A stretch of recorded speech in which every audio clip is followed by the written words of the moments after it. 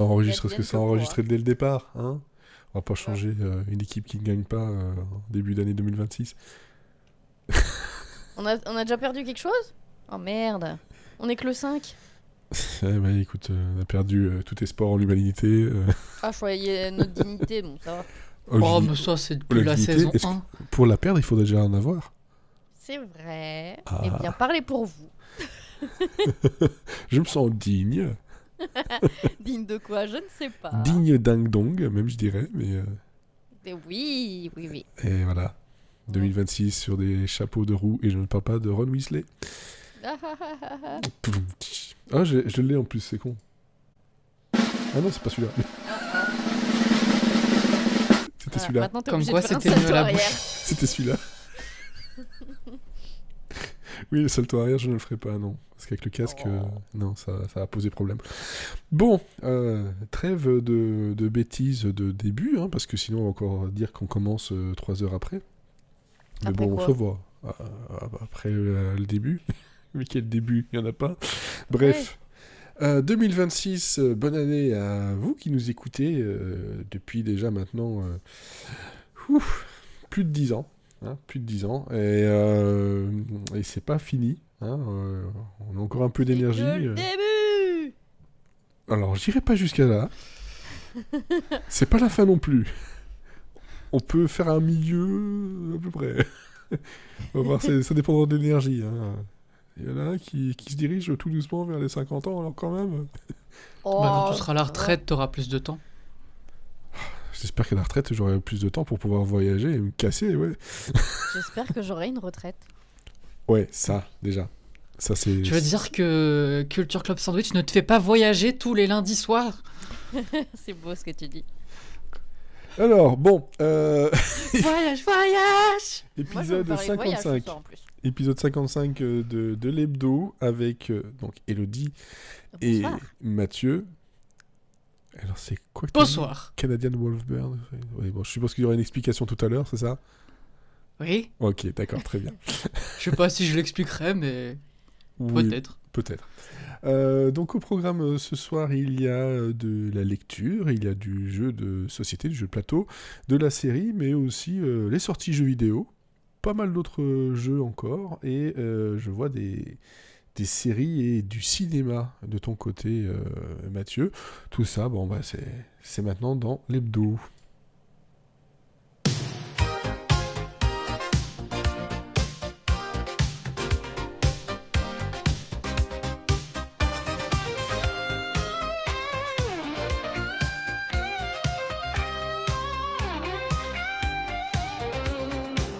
C'est marrant, il me paraît plus faible au niveau volume qu'avant, alors que j'ai rien Non. changé. C'est toi qui vieillis, hein, c'est tout. Ah, ouais, c'est ça, c'est ça. Bon, bon. Comment enchaîner là-dessus, hein, la vieillesse venant d'un jeune troufion. Alors, trublion, pas troufion, s'il Ah ouais. vous plaît, même si on a déjà parlé de mon cul il y a moins de 5 minutes, mais quand même, ça mais- suffit. Personne n'était là pour l'entendre. Bah maintenant ils savent. ce Voilà. qu'on dit en Bon, off. écoute, Parle de voilà. mes fesses. Voilà, Bon. son nouveau pseudo à Mathieu, c'est Capitaine Fracasse des culs. C'est vrai. Je vais me renommer tout de suite. Ah, je le vois bien, le KPDP. Parce que bon, quand même, avec le beau truc de Jean Marais, là, c'était joli quand même. C'est très saillant. Bon, je vais arrêter de parler de ça parce que sinon ça va finir en oui, on va tous regarder Café de Fracasse et on va en parler Oui. et ça va mal se terminer. Et on lancera un podcast sur tous les films de KPDP. Vous me fatiguez, je alors- suis fatigué. Alors ça, je ne veux pas parce que je sens que je vais dire oui, il ne doit pas y en avoir beaucoup. Puis je vais regarder, je fais ah merde, il y en a plus que ce que je crois. Il y en a énormément et je déteste ça. Et est-ce que Star Wars c'est un film de KPDP? Non, c'est un film de KP de sabre. Ah, c'est un sabre, c'est pas une épée effectivement. Et est-ce qu'il y a des films de Cap d'Agde? Oui, mais c'est dans une autre catégorie du vidéoclub. Ah, et il y a des épées aussi? Oui, D'accord. pas C'est bien laser. ce qui me... Ah, pour l'instant. Le Japon l'a peut-être déjà fait, on ne le sait pas. Sûrement. Bon, comment allez-vous, sinon? À Ça part va. froidement. Bah ça va. Parce que la neige, en tout cas de notre côté, a recouvert les paysages. Moi aussi, c'était trop bien. Pas moi, mais c'est moins 10. Ah, t'as le froid sans la neige, toi. Moi, j'ai un grand ciel bleu, mais ça pèle le cul. Bon, ouais. Allez. Voilà. Mais je déteste la neige, donc ça me va très bien. Ça, voilà. T'aimes pas le fun? Non, je suis quelqu'un de très triste.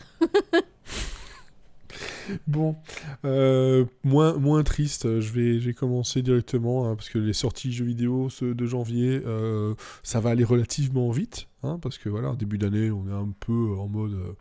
on va voir ce qu'il va y avoir par après, surtout en février-mars, mais malgré tout, il y a des choses un peu sympathiques qui sont là, notamment Kern, C-A-I-R-N, qui devait sortir donc en octobre ou novembre, si je ne me trompe pas, des Game Bakers, un jeu d'aventure, simulation, d'escalade, un peu physiqué, un peu bizarrement, qui sort le 29 janvier 2026, donc Code Vein 2, qui est voilà, un jeu d'action RPG le 30 janvier. Il y a aussi un jeu d'horreur survie qui s'appelle I Hate This Place, donc un jeu d'horreur en monde ouvert inspiré des bandes dessinées de Kyle Starks et Artyom Toplin, voilà, avec une esthétique un peu spéciale, 29 janvier aussi. On a d'autres choses comme Mio, Memories in Orbit, qui est un Metroidvania en 2D, tout joli, avec plein de lumière, etc., qui sort le 20 janvier. On a Big Ops, qui est un jeu d'action, aventure plateforme, avec une grenouille toute mignonne, qui était kidnappée par l'esprit farceur 10. Voilà, que ça sort le 12 janvier, donc ça sort la semaine prochaine. Et on a aussi Cozy Caravan. Oh, ça c'est pour moi. Exactement, qui sort le 8 janvier, donc jeudi, et qui nous fait en fait incarner un personnage animal, on va dire, personnalisable, et qui voyage à bord d'une vieille roulotte. Voilà, donc une petite caravane. C'est adorable. Et c'est adorable tout plein. C'est sur iOS, PC et Switch, donc c'est pas très gourmand, hein. C'est comme ça qu'on peut le voir, et vous devez venir en aide de la communauté à laquelle on appartient en recherchant des choses. C'est un truc très très, comme le nom l'indique, hein, cosy, tout mignon, avec moi il y a un raton laveur dedans, donc ça me va très très bien. Voilà, il y a même un axolote. Oh là là. Effectivement. Donc voilà, des choses un peu cosy, mais il y en a pas mal de trucs cosy, mais que je ne cite pas là. Même Big Ops en lait, donc un peu de stop sur la violence, même si bon, on continuera à jouer sur Ark Raiders, qui n'en finit jamais d'être de plus en plus joué. Et oui. Et c'est pas fini du tout. De l'autre côté, niveau jeu, il n'y a pas que des jeux vidéo, mais moi, ces derniers temps, j'ai joué à pas mal de jeux de société. Il y en a un qui sera ma reco dans quelques minutes. Mais entre-temps, j'ai aussi joué à d'autres choses, avec notamment ma femme et mes filles. Un qui s'appelle La cerise sur le gâteau, qui est sorti en fin d'année dernière, et qui a été élu le jeu de l'année 2025 pour les enfants. Et à quoi ça sert ce jeu? En fait, c'est un jeu où tout le monde joue avec son gâteau, où on met des couches de gâteau avec des couleurs, des lignes de couleurs bien spécifiques, dans lequel on va pouvoir collecter des grains de sucre de couleur qui ressemblent un peu à des diamants. Et chaque tour fait qu'on va devoir, un peu au hasard, donc on a des pièces à placer, mais on ne peut pas essayer de les placer, on doit se dire oui, ça devrait plus ou moins s'aligner, les aligner les plus en plus, comme ça 7 couches, et le but est de faire en sorte que les couleurs s'alignent toutes bien pour pouvoir engranger de plus en plus de pièces de sucre, pour pouvoir gagner des pièces d'or, d'argent et de bronze, et à la fin à être la personne qui a eu le plus d'étoiles et gagner. Et donc ça se joue assez rapidement, c'est à partir de 6 ans. Mais moi, ça m'éclate bien. Voilà. Autre jeu qui est aussi pour toute la famille, qui est beaucoup plus rapide, qui s'appelle Because Potatoes. C'est un tout petit jeu, pas très cher, à moins de 10 €, où on a des patates frites, des patates vitelottes, des chips et une patate. Et le truc, c'est que chacune va avoir des déguisements Déguisement, c'est simple, hein, c'est une couronne, des gunbox ou un slip ou rien, ou parfois un mélange d'un peu tout ça.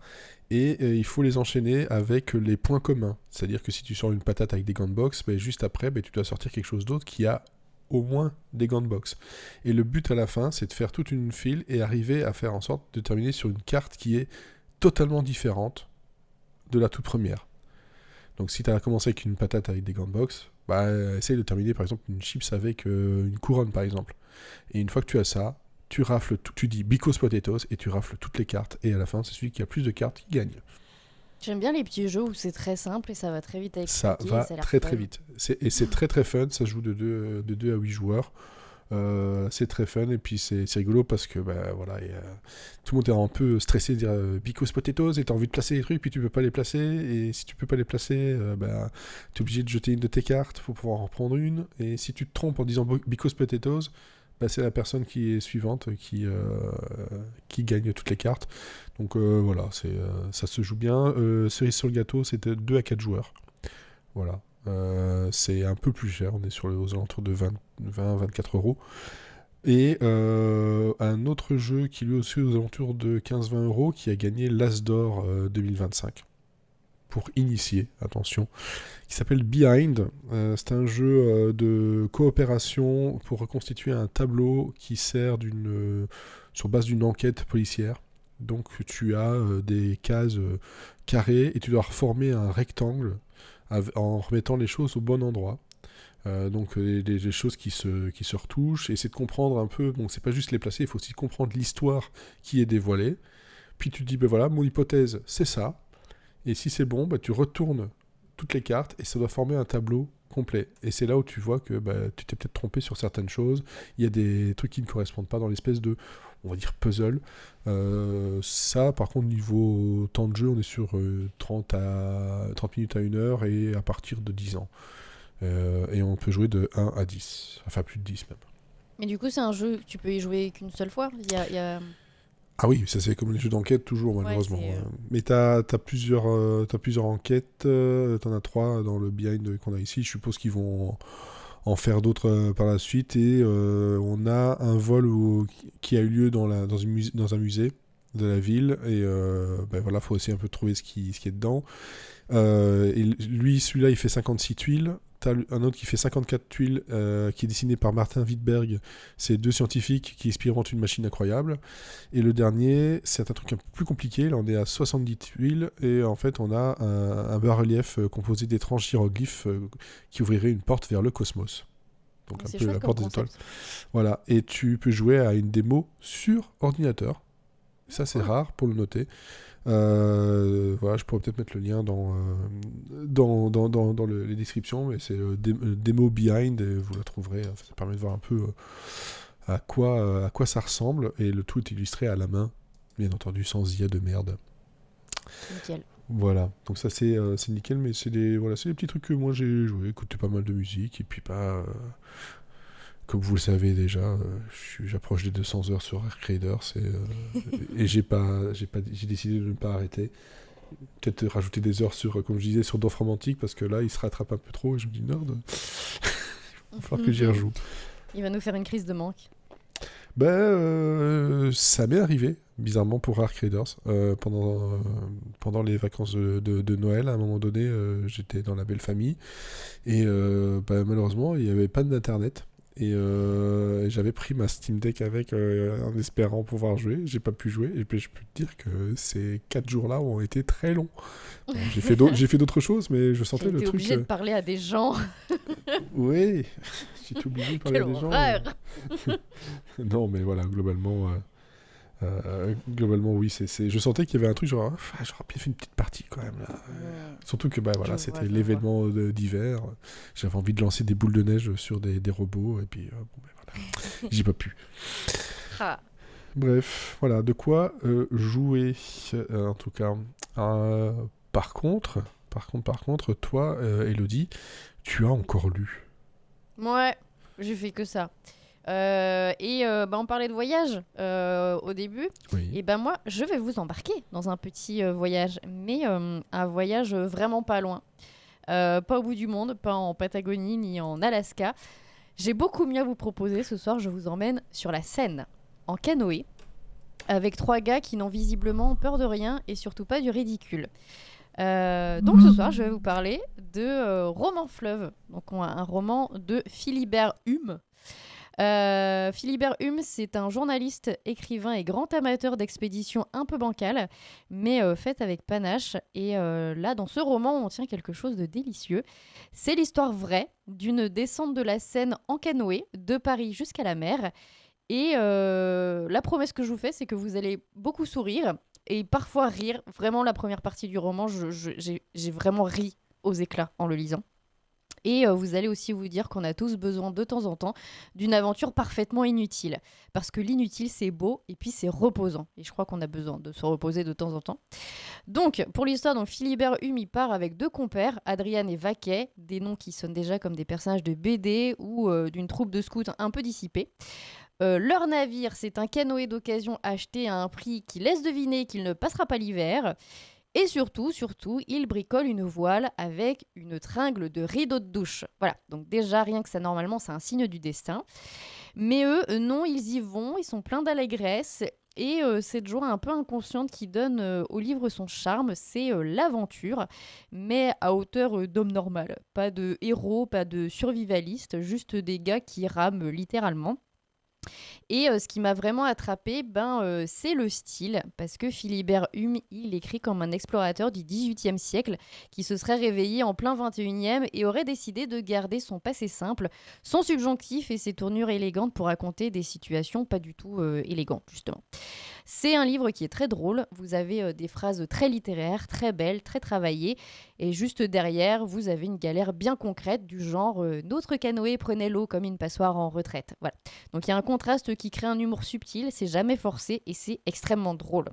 Et surtout, donc il y a beaucoup d'autodérision, parce que Philibert Hume, c'est un narrateur qui sait qu'il exagère, parfois, qu'il s'écoute écrire, qu'il digresse beaucoup et il s'en amuse.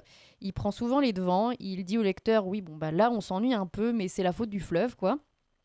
C'est charmant, c'est lucide et ça donne un ton très personnel. La descente de la Seine, c'est pas le Pérou parce que c'est calme, c'est souvent très calme. Il y a des guinguettes, des cygnes, enfin l'animal, des pêcheurs, quelques péniches et beaucoup de temps pour réfléchir. Et c'est justement dans ces moments-là que le livre se transforme en petite promenade philosophique, puisque nos compères observent les paysages, les habitants des rives, les habitués des ports de plaisance. C'est parfois sociologique, parfois poétique, et des fois c'est juste rigolo. Mais c'est jamais prétentieux. On a l'auteur qui pose son regard avec beaucoup de simplicité, comme quelqu'un qui se laisse porter par le courant, littéralement. Et puis, il y a de belles réflexions sur l'amitié, parce que quand vous passez 10 jours dans un canoë avec 2 potes sous la pluie à manger des trucs tièdes sortis d'un sac humide, forcément, vous vous demandez pourquoi vous les aimez. Et la réponse, c'est justement ça, c'est de partager l'inutile. Il y a un vrai fil comique dans Roman Fleuve, pas des blagues explicites, pas vraiment des punchlines, mais une espèce de second degré permanent. Tout est un peu absurde, mais sans être jamais moqueur. On est vraiment dans une bienveillance totale, une manière de rire des situations plutôt que des gens. Et le meilleur exemple, c'est la manière dont Hume raconte leur galère de navigation. Parce que voilà, ça va les enchaîner entre les courants contraires, les obstacles, les maladresses, les zigzags, les canoës retournés. On imagine très bien les 3 avec leur voile en rideau de douche emportés par une rafale, essayant de garder un semblant de dignité, ce qui n'arrive pas vraiment. En fait, c'est du très bon burlesque, mais discret. Et ce qui est génial, c'est que ça reste assez profond. Il y a des petites réflexions sur la liberté, sur le fait de ralentir, de se déconnecter, et même sur la démocratie, glissée comme ça en douceur entre 2 coups de rame. Et ça, je trouve que c'est une des plus jolies choses du livre, cette idée qu'on n'a pas besoin d'aller très loin pour vivre quelque chose de fort, parce que l'aventure, elle est là à portée de main. Il suffit d'acheter un canoë et d'une tringle à rideau, mais bon, voilà, c'est quand même pas grand-chose. Et puis le livre rappelle aussi que nos paysages quotidiens ont une beauté qu'on oublie. Parce que la Seine, on la connaît tous un peu, mais on la connaît pas vraiment par en bas. Et c'est ça que raconte Hume, c'est la surprise dans le familier. Et d'ailleurs, il n'y a pas que moi qui trouve ce roman bien, puisque le livre a quand même remporté le prix Interallié en 2022. ce qui prouve que le jury a lui aussi respecté la tringle de rideau et la poésie des petits canaux. Voilà. Donc Roman Fleuve, c'est un vrai petit bonheur de lecture, c'est pas un roman d'action, c'est pas un page turner, c'est pas une grande fresque, mais c'est une bouffée d'air et franchement ça se lit très très vite. Donc je vous le recommande très très fort si vous avez besoin de quelques heures de vacances mentales ou si vous voulez juste vous laisser porter par un canoë en mauvais état et 3 énergumènes inspirés, eh bien foncez. Voilà, c'est Roman Fleuve de Philibert Hume. Oh là là, t'en parles bien. Ben, Et j'ai vraiment adoré ce film. Ce livre. Ce livre. J'ai bien, Et en bien plus, envie de on le voit lire, que tu quoi. prépares tes critiques parce que tu fais des rimes. Alors je fais pas exprès, mais... Non, mais c'est le talent, c'est tout. Oh là Tu là, vois, bah oui, c'est ça la doit être plume. ça, oui. Non, je prépare à l'avance, sinon je suis incapable d'aligner 3 mots. Voilà. Moi, ça me dérange pas, je le fais depuis 15 ans. Ah oui, on sait. Hein. Je m'en suis jamais caché, hein, maintenant, voilà.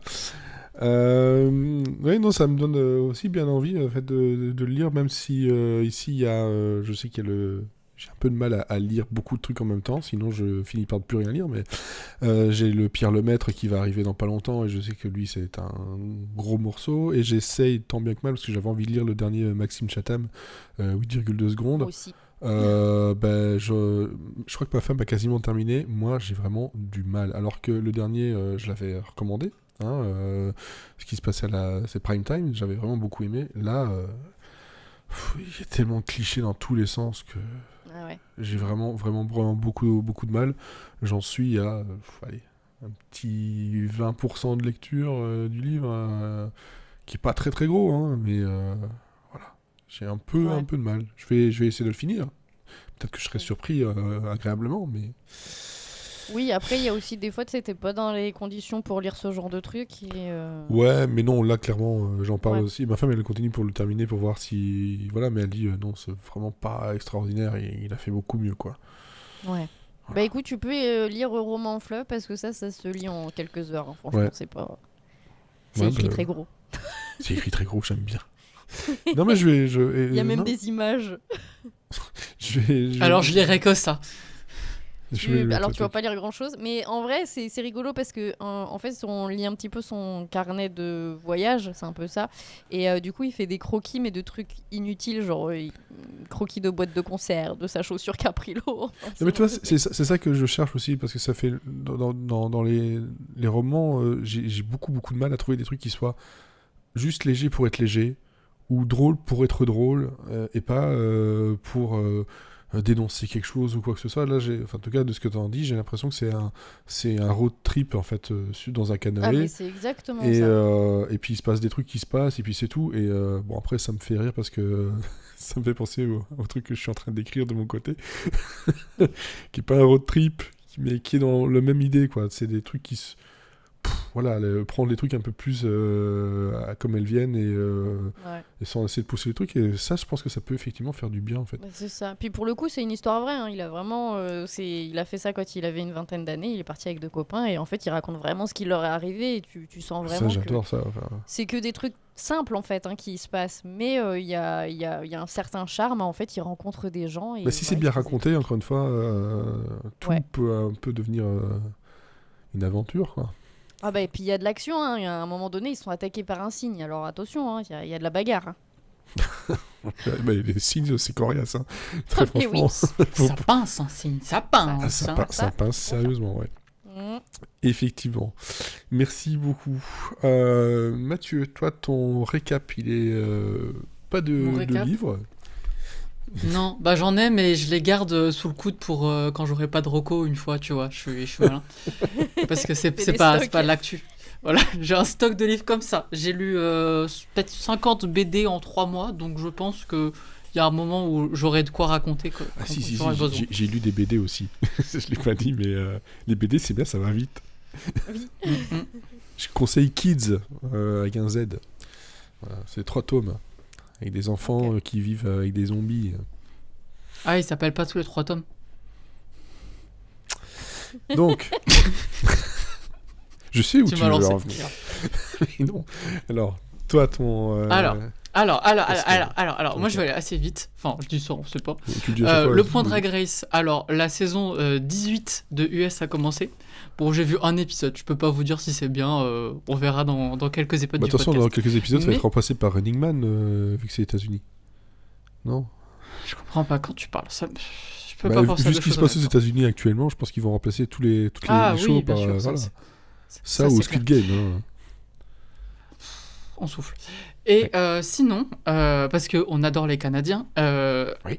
Canada Drag Race saison 6, c'est une des meilleures saisons de l'année, c'est toujours aussi bien. Il reste 2 épisodes, je dirais pas que ça s'améliore d'épisode en épisode parce que c'était bien depuis le début, mais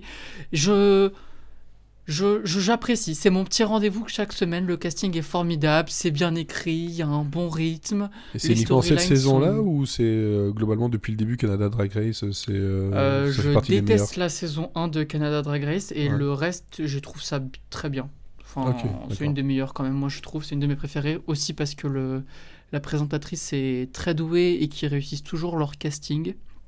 Et il faut avouer que ces 2 dernières saisons sont très bien et celle-là est une des meilleures. D'accord. Donc vraiment, je recommande. Ils prennent des risques. Les gens où je me suis dit, bah c'est Drag Race, jamais elle va passer 2 épisodes, et ben en fait, se retrouvent aux portes de la finale. Donc c'est chouette de voir la franchise se renouveler. Et voilà, je prends un grand plaisir. Stranger Things, je vais pas en parler, c'était nul. Voilà. Et En fait, ça, il faudrait et que tu le ça dises m'a quand Olivier est là. Parce que j'ai l'impression qu'Olivier, il a apprécié. bah, Olivier il dit de la merde, d'accord. Moi, j'en attendais rien et j'ai quand même été déçu. Je trouve qu'il y a des pistes intéressantes, il y a des Ouais. bonnes idées, notamment même dans le dernier épisode, il y a, on va dire que d'un point de vue message de ce que les auteurs veulent raconter, je vois des... Il y a eu un essai de fait. Voilà. C'était pas concluant. mais voilà. Enfin, non, moi j'ai trouvé... Il y avait peut-être... Je retiens 3 scènes sur une saison où les épisodes font 1 à 2 heures. Et qui est trois très très bonnes scènes. Et le reste, c'était du caca. C'est trop Voilà, long, c'est c'est pas trop long pour possible son de- bien, en fait. C'est ça Non, même pas, parce qu'il y a plein de choses à raconter, mais ça raconte rien. Donc, en fait, ils pourraient utiliser leur temps intelligemment, mais ils le font pas. Ouais. Donc, et surtout, il y a 20 personnages principaux et il y en a pas un qui va au bout de son développement. Donc, c'est chiant, en fait. Quand tout le monde piétine, mais que personne avance, ben, on se fait chier. Voilà. Mais, c'est ce que J'ai j'avais pas envie vu, d'en moi. parler plus. Mais juste pour rajouter Enfin, on là-dessus, peut, hein, mais... je sais pas si vous voyez le youtubeur Drew Gooden. Et en fait, j'aime beaucoup ce qu'il fait. Et la dernière vidéo, enfin avant celle dont je vais parler, c'était un truc très sur le capitalisme, etc. C'était vraiment bien fait. Là, il a fait un truc. En gros, je regarde tout ce que la télé me demande de regarder. Et donc il a mis des trucs un peu bizarres, genre un truc de Noël avec des cow-boys. Mais il a parlé de Pluribus aussi, et il a parlé de Stranger Things, parce que lui il a regardé depuis le début, et il dit il y a un gros problème, c'est que ils ont rajouté des personnages tout le temps, et il n'y en a pas un seul qui ressort réellement, et puis surtout ils passent leur temps à expliquer des choses. Ils sont Ah, tous mais c'est tout le en temps ça. groupe, ils expliquent des choses où ils finissent les phrases des autres. Et là Oui. maintenant, j'ai vu la vidéo, ça va être compliqué si je veux regarder le truc, je vais voir que ça. Et alors Ah, il a dit mais ça, en et Vecna qui disait Vecna, c'est un monstre, le dessus il est très très bien, le dessous, son pantalon c'est dégueulasse, Oui. niveau costume, Oui, et il oui. dit c'est le résumé de Stranger Things, c'est que à la surface c'est très bien, mais quand on fouille le pantalon, c'est pas top. Ah, mais c'est très très bien dit. Non, mais enfin, moi c'est pareil, Stranger Things, je regarde depuis sa sortie à la saison 1, j'avais Ouais. 15 ans, donc on pourrait dire que j'ai grandi avec eux, que Mais ça j'attendais fait quand même 10 la ans, fin. quoi. Et en fait, non, parce que en soi, ben, tous les personnages qui avaient mon intérêt sont effacés. Ils font même revenir des personnages des premières saisons comme s'il n'y en avait pas assez, alors que ils ont suffisamment développé d'autres personnages pour qu'ils puissent prendre la place dans l'intrigue, en fait. Par exemple, le petit scientifique, eh ben, on a 3 personnages de la série qui ont cette fonction. C'est un vrai problème. Donc... Et c'est tout le temps comme ça. Vraiment, j'ai regardé toute cette saison en inventant des mèmes et en faisant des jeux à boire mentaux. C'était terrible. Enfin, je veux pas cracher sur Millie Bobby Brown parce qu'Internet le fait suffisamment, mais elle est mauvaise. Les 3 quarts du casting sont pas dirigés. Enfin, non, c'était une catastrophe. Vraiment, caca. Une catastrophe. Oui, Mais par contre, série qui a moins de budget, mais qui est très très bien quand même, Percy Jackson sur Disney+. Et vous parlez à un averti, parce que je suis un très très très grand fan de Percy Jackson. Oh, tu nous l'avais déjà dit, effectivement. Et oui, et je vais te le redire, au point où la saison 2 là m'a donné envie de reprendre, et du coup j'ai repris depuis le début, avec l'ambition d'aller jusqu'au bout, puisque je n'ai jamais fait, Belle parce qu'il y a encore des livres qui sortent aujourd'hui. Donc bon, j'en suis qu'au tome 5, je crois que j'en ai compté, il y en a un truc comme 25 maintenant, donc bon, on n'est pas rendu. Mais je prends du plaisir, et c'est tout ce qui compte. Et franchement, la saison 1 était bien mieux que les films, mais c'était pas compliqué, mais elle était bien, avec beaucoup de défauts. En saison 2, les défauts sont toujours là, mais ils ont été adoucis et corrigés. Vraiment, tout le côté... on n'a plus de budget pour terminer les combats, du coup on fait un fondu au noir, et à la scène d'après, c'est les personnages qui font « Ah, c'était vraiment dur à combattre ce monstre. Heureusement qu'on en est sorti en vie. » À tous les épisodes, c'était un peu lourd. Là, c'est arrivé pour le moment peut-être 2 fois, mais pas tous les épisodes. Ils ont aussi supprimé des chapitres du livre, mais ils ont regroupé certaines histoires ensemble, où ils ont fait des changements, parce que bon, le livre il a 25 ans, donc forcément il y a des trucs qui ont vieilli. Franchement, c'est une très bonne adaptation, c'est bien joué, les effets spéciaux pour une série Disney sont pas trop dégueulasses, c'est bonne ambiance. Franchement, petit plaisir de Noël, chaque semaine je suis content de les retrouver, ça fait zizir. Voilà, c'était mon petit récap. Je m'arrête là. Ok, Voilà. très bien, c'est déjà pas mal, effectivement. Moi, de mon côté, pour ma recommandation, donc c'est à nouveau un jeu de plateau qui s'appelle Welcome to Your Perfect Home. Et je vais essayer de partager, ne pas oublier cette fois-ci de le faire. J'avais déjà perdu les bonnes habitudes. Hop, qui est là. Si ça veut bien, voilà. Qu'est-ce que c'est ce jeu? Donc c'est un jeu qui, sur le côté, si vous regardez, il est écrit que ça peut se jouer de 1 à 100. Alors, je vois pas comment. J'ai pas autant d'amis. Déjà, je vois pas comment. Mais bon, de 1, jouer tout seul, oui, tu peux le faire. Tu peux jouer à plusieurs. Bon, on joue beaucoup avec ma femme. C'est à partir de 10 ans. Et c'est vrai que les parties, on est sur une petite demi-heure.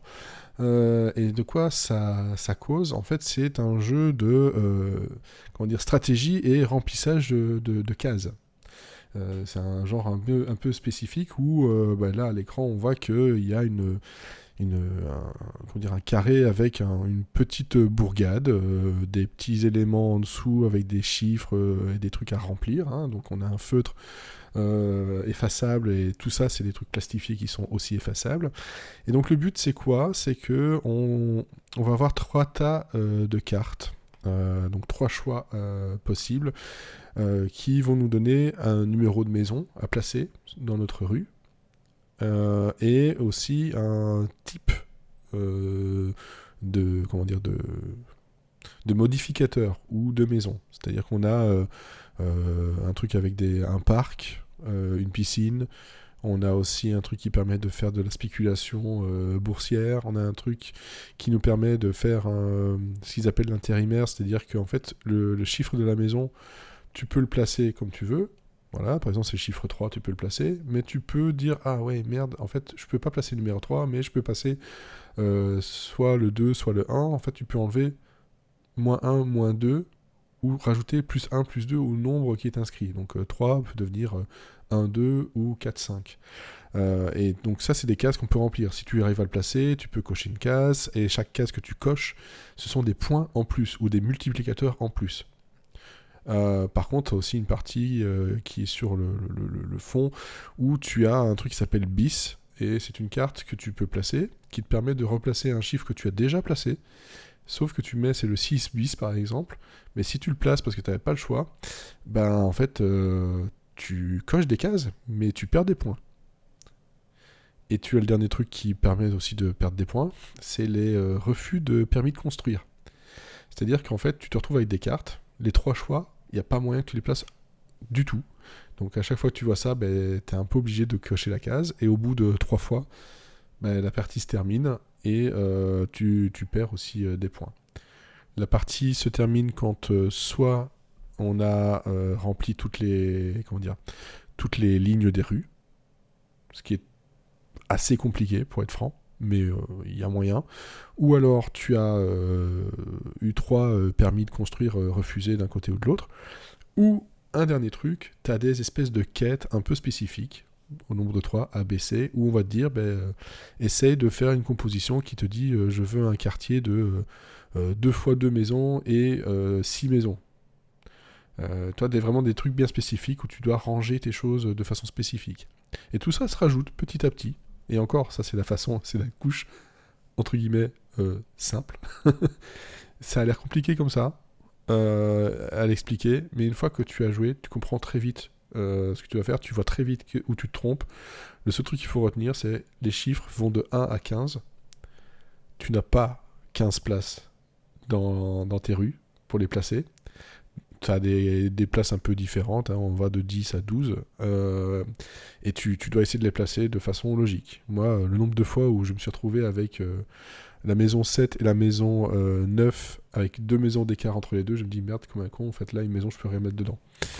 Et une maison que tu peux rien mettre dedans, c'est une maison perdue, et c'est un peu la merde. Mais ça va très très vite, voilà, comme je disais, 25 minutes. Moi j'ai la version collector, c'est-à-dire que la version collector, en plus d'avoir des dessins de rues un peu différentes avec genre des aliens, des trucs un peu d'été, etc. Il y a aussi des DLC, comme ils disent ça, mais enfin c'est juste des ajouts où en gros t'as le jeu, mais en plus de ça on te dit qu'il y a des œufs de Pâques que tu peux attraper. Et pour les attraper, il faut les entourer avec tes chiffres. Donc le 6, il y a un petit rond, donc il faut faire passer l'œuf dans le petit rond. Donc ça rajoute une couche de complexité. Tu as aussi des possibilités d'autres complexités avec des maisons spécifiques, avec des zombies, avec des trucs comme ça. Enfin voilà, il y a vraiment beaucoup de choses. Mais bon, ça tu le fais petit à petit. Et il y a une version ultra simplifiée où là le but c'est juste de remplir les lignes et les colonnes et de faire en sorte d'être le premier à les remplir. Donc ça c'est bien quand tu commences avec un enfant à jouer, c'est un peu plus simple à comprendre. Bref, moi ce jeu là c'est aussi une petite drogue. Voilà, ma femme aussi, elle est tombée dedans, elle était un peu circonspecte par rapport au truc, elle dit ouais je sais pas, puis faites une partie, 2 parties, et c'est ok, c'est bon, j'adore, c'est meilleur jeu quoi. Moi le jeu j'en avais envie juste parce qu'en fait j'avais vu la box, la boîte. Elle est extrêmement belle. Les dessins sont magnifiques. Derrière, c'est magnifique. Puis j'ai vu que c'était un truc où on devait gérer une petite ville. Donc c'est déjà un peu dans mes trucs que j'aime bien. Mais globalement, j'avais rien lu dessus. Et puis je l'ai reçu à Noël. Et voilà, depuis, on y joue assez fréquemment. Voilà. Donc ça s'appelle Welcome to Your Perfect Home. Et on est sur un jeu aux alentours des 25 € à peu près. Voilà. Donc ça c'est tout pour moi. Et de ton côté, à nouveau, du coup vu que tu n'as pas de récap, Elodie, il y avait un film, si je me trompe pas. Parce que... Moi ? Oui, toi. Non, c'est une série. C'est une série. C'est une série. Qui est tirée d'un livre. Oui. Une série canadienne. C'est une série tirée d'un livre canadien, dont j'ai parlé dans le dernier podcast. Mais en fait, j'en ai trop mal parlé la dernière fois. Enfin, j'en ai bien parlé. Mais je l'ai un peu sous-estimé. Du coup, j'étais obligé d'en reparler, mais tu fais un erratum. Prenant le temps. Erratum. PS, mon avis a changé. Parce que quand je vous en ai parlé la dernière fois, j'avais vu 3 épisodes de la série Heated Rivalry. Donc, rivalité chaude en québécois. Et j'avais vu 3 épisodes sur 6, et donc là, la saison 1 s'est terminée. La série a été renouvelée.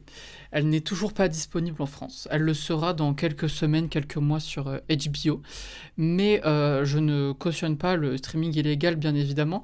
Mais si vous tapez Heated Rivalry sur Dailymotion, vous trouverez les épisodes en anglais sous-titrés. En québécois, c'est Rivalité passionnée. J'aurais préféré. Mais c'est ça ça fait un peu amour, gloire et beauté. Non, mais c'est le vrai titre. Le vrai titre québécois, c'est Rivalité passionnée. Mais ils ont bien raison, parce que ça résume très bien la série. Mais bon, si vous allez sur Dailymotion, vous la trouverez assez facilement. Donc j'ai sous-estimé cette série. La preuve, Pedro Pascal aime cette série. Ça veut dire beaucoup de choses. Donc pour ceux qui n'ont pas écouté l'épisode, je vous fais un petit recap de quoi ça parle.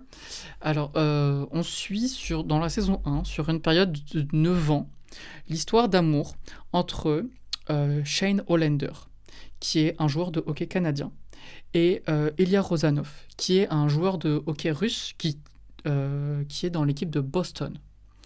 Et donc la presse les met en opposition comme les deux rookies qui vont augmenter et qui vont devenir les meilleurs joueurs de la ligue. Et c'est un peu des gros adversaires sur le terrain. Mais en fait, ils ont un gros crush l'un sur l'autre. Et voilà. Et c'est une comédie romantique.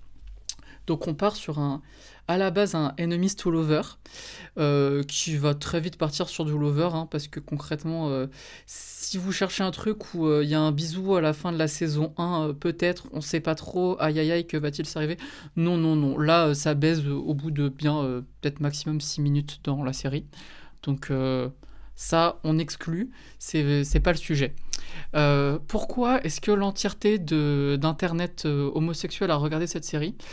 Concrètement, c'est Challenger, mais sans NDA. L'idée, c'était juste de voir des fesses et des gens très très beaux qui font le sexe. C'est très réussi cette partie-là de la série, je ne vous le cache pas, j'ai pas boudé mon plaisir, on était là pour ça, on a bien mangé. Par contre, j'en avais parlé un petit peu la dernière fois. L'épisode 3 nous a fait une espèce de The Last of Us où c'est un centric sur 2 personnages secondaires, un autre couple, en tout cas un des deux est joueur de hockey, et on va suivre toute leur relation, mais sur un épisode. C'était parfois cliché, c'était parfois toxique, mais c'était une très très bonne comédie romantique, très touchante, et aussi quand j'ai vu la suite de la série, j'ai compris que ça allait être un miroir très intéressant pour la relation qui allait suivre pour les 2 personnages principaux. Et surtout, dedans, il y avait François Arnaud. Qui est François Arnaud ? François Arnaud, acteur québécois de talent, notamment pour son physique, qu'on a vu dans plein de séries de seconde zone de la CW et ce genre de choses. Voilà, François Arnaud, si tu passes par là, big up à toi. Mais surtout, je trouve que, même si les 3 premiers épisodes de la série étaient très bons dans ce que ça proposait, c'est-à-dire pas une grande série, mais bon, finalement Olempo ou n'importe quelle série de cul de Netflix était pas mieux. La série, elle a vraiment pris un tournant pour les 3 épisodes qui ont suivi, et elle a gagné en crédibilité. La preuve, j'attendais chaque semaine beaucoup plus les épisodes que Stranger Things. Et j'ai l'impression qu'Internet aussi, parce qu'en tout cas, ma timeline parlait plus de ça que de Stranger Things. En fait, le problème qu'il y avait dans les 2 premiers épisodes, c'est que vu que sur un épisode de 50 minutes, on parcourait parfois 2-3 ans, ça devenait assez vite ridicule, parce qu'au bout de 5 minutes, on avait un écran noir avec Winter, après Spring, après Summer, et on passait de saison en saison en saison, et on se posait jamais sur les personnages, alors que l'enjeu de la série, c'est quand même 2 hommes qui tombent amoureux à distance et qui se retrouvent dans leur chambre d'hôtel tous les 3 mois ou tous les 3 ans, mais leur amour s'arrête jamais entre-temps. Et ces ellipses-là, on les voit pas, et c'est ça qui posait problème pour vraiment comprendre qui ils étaient. Et la série va se calmer à partir de l'épisode 4. Ça ralentit, on prend plus le temps, les dialogues sont plus longs, il y a moins de musique, on apprend vraiment à les connaître, et les 2 acteurs principaux jouent extrêmement bien ces personnages complexes. Ils jouent leur douleur, ils montrent ce qu'ils aiment chez l'autre, ils évoquent des émotions plus nuancées. On parle aussi de ce que c'est qu'être LGBT en Russie, être sportif et homosexuel, et surtout, après l'envie sexuelle, la hated rivalry, quel sentiment il reste, est-ce qu'il reste de la solitude, et est-ce que cette relation-là a de l'avenir ou pas ? En tout cas, ça pose plein de questions intéressantes qu'on retrouve dans des romances, et qui fait que c'est aussi pour ça qu'on regarde, c'est parce que ça peut nous permettre de nous projeter, de nous faire rêver, nous faire réfléchir aussi. C'est absolument toujours pas une série sur le hockey, je vous préviens à la fin de la saison. C'est-à-dire que j'ai appris aucune règle du hockey, je ne sais pas comment ça fonctionne. Mais même le créateur de la série a dit les homosexuels sont trop cons pour comprendre les règles du hockey. Et il a bien raison, personne n'est là pour ça, d'accord. Mais c'est une série avec des belles représentations, ça montre le sexe de manière positive, ça montre les difficultés de ces personnages, mais ça propose une fin heureuse. Leur sexualité, leur attirance, c'est pas une souffrance, c'est pas des personnages machos, ils ont un respect mutuel l'un pour l'autre, de la sensualité, ils ont à cœur le plaisir mutuel de l'autre, et surtout les acteurs ont une alchimie de malade mental, mais vraiment, c'est n'importe quoi. Quand la série est devenue un peu un phénomène sur TikTok et ils sont allés à fond après le succès de la série, ils ont tourné plein de contenus supplémentaires parce que vraiment, on se dit mais il joue très bien, hein, mais il joue bien, mais est-ce qu'il joue vraiment hein, parce que à côté Wicked c'était soft quoi. C'est pas ils sont sur les genoux de l'autre mais ils se connaissent vachement bien quoi. Voilà. Ils sont très drôles ensemble. Et aussi, ce qui m'a surpris, c'est que la série, même si ça reste une comédie romantique, déjà, elle respecte les codes du genre et elle le fait très très bien. Dans le podcast, on parle régulièrement de téléfilms de Noël. J'ai rien contre les téléfilms de Noël. Je suis parti dans cette série comme je partais dans un téléfilm de Noël. Et en fait, finalement, j'ai été très très surpris parce qu'elle ne prend jamais des route facile. Il y a plein de surprises dans le... Même si on s'attend à la fin, le traitement est très surprenant. C'est peut-être tout con, hein, mais par exemple, lequel des deux personnages va dire « je t'aime » en premier, et ben, je m'attendais pas à ce que ça arrive à ce moment-là, et par ce personnage-là. Mais c'était logique dans le développement des personnages, et surtout, ça brisait les clichés. Et puis, c'est devenu aussi un petit phénomène culturel. Si vous avez vu la série que je vous dis « The Cottage », voilà, ça a dû vous procurer quelque chose parce que c'était le twist de l'année. Il y a des gens au Canada qui se rassemblaient dans des bars de sport pour regarder la série. Et à la fin de l'épisode 5, ils retournaient les tables et ils hurlaient tellement ils étaient contents de ce qu'ils voyaient. Et il a tellement eu un bon succès aussi que le créateur va demander par exemple à Carly Rae Jepsen qu'elle écrive des chansons pour la saison 2. Et Miley Cyrus s'est aussi intéressée. Voilà. Donc on aura en plus une bonne... Mais à elle, on lui a vidéo rien demandé en fait. Elle est venue, elle fait moi. Mais elle est partante et Elle a vu moi la je suis lumière. bien. Vous avez demandé à Carly, allez, c'est moi, pour j'arrive. moi. Voilà. Et aussi, niveau réalisation, franchement, elle a pas à rougir. Ça se voit qu'elle a un tout petit budget, mais elle l'utilise très bien. C'est soigné. En plus, ils ont eu qu'une 30aine de jours de tournage, ce qui pour une série est quand même extrêmement peu.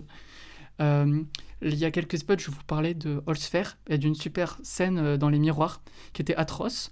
Bah là, on a plein de scènes avec des miroirs qui sont très bien. Ça raconte pas plus que ce que ça va raconter, mais ça fonctionne. Les scènes de sexe sont très réussies, elles suivent l'évolution des personnages. Voilà, franchement, c'est une de mes séries préférées de l'année. On dirait pas comme ça, mais juste parce que j'ai passé un super moment chaque semaine à la suivre. Je suis tombé amoureux de ces personnages et de ces acteurs. Et j'ai tellement hâte de voir la saison 2. J'espère qu'on l'aura pas dans 3 ans.